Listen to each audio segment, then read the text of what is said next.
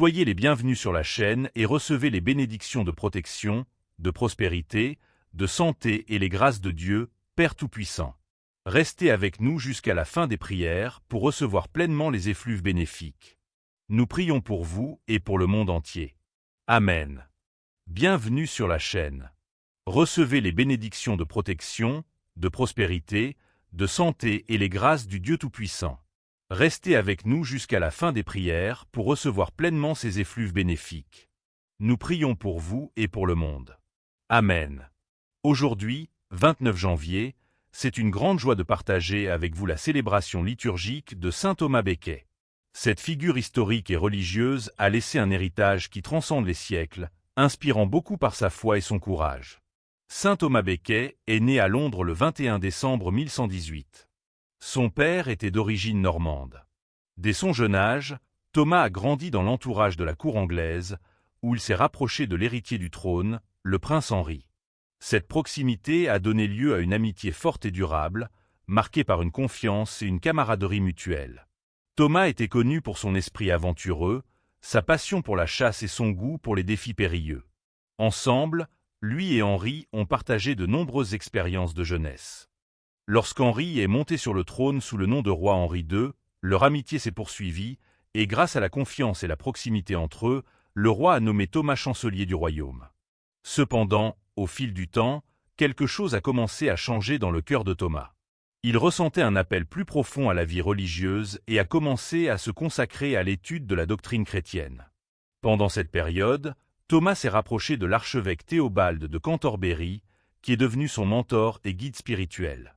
Sous la direction de Théobald, Thomas a approfondi sa connaissance de Dieu et de la foi chrétienne.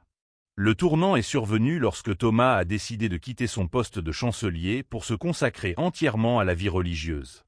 Il a été ordonné diacre par l'évêque Théobald et devenu archidiacre. Après la mort de Théobald, un nouvel archevêque de Cantorbéry devait être choisi. Profitant de sa position, le roi Henri II a choisi son vieil ami Thomas Becket pour ce rôle.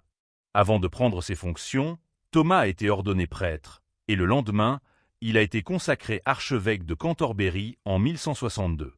Cependant, des conflits avec le roi n'ont pas tardé à surgir. Henri II a promulgué les constitutions de Clarendon, un ensemble de lois visant à soumettre l'Église au contrôle royal. Thomas, désormais fervent défenseur des droits de l'Église et de la justice divine, s'est opposé à ces mesures, défiant directement le roi.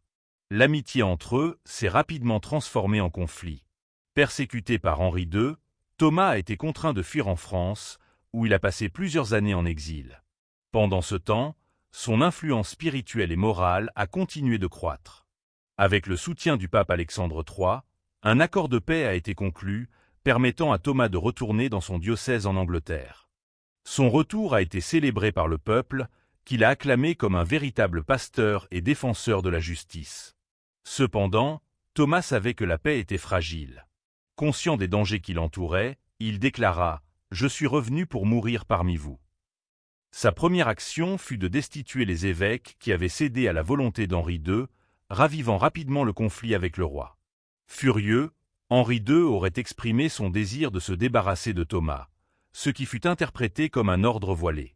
4 chevaliers, agissant de leur propre initiative, envahirent la cathédrale de Cantorbéry, où Thomas priait, vêtu de ses habits sacrés.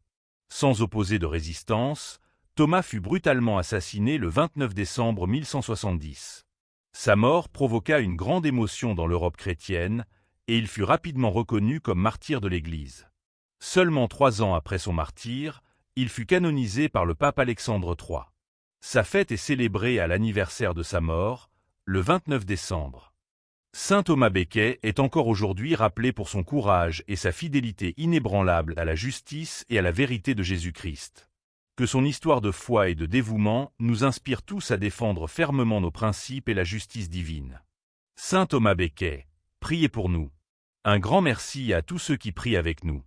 Que le Seigneur vous bénisse maintenant et toujours. Amen. Restez avec nous dans la prière en laissant un like, en vous abonnant, en devenant membre de notre chaîne et en partageant cette vidéo. Merci de prier avec nous. Que le Seigneur vous bénisse, vous et vos proches, maintenant et pour toujours. Amen. Nos remerciements spéciaux à tous ceux qui prient avec nous. Que le Seigneur vous bénisse maintenant et pour toujours. Ainsi soit-il. Amen. Restez avec nous en prière, en laissant un like, en vous abonnant, en devenant membre de notre chaîne et en partageant cette vidéo. Merci de prier avec nous.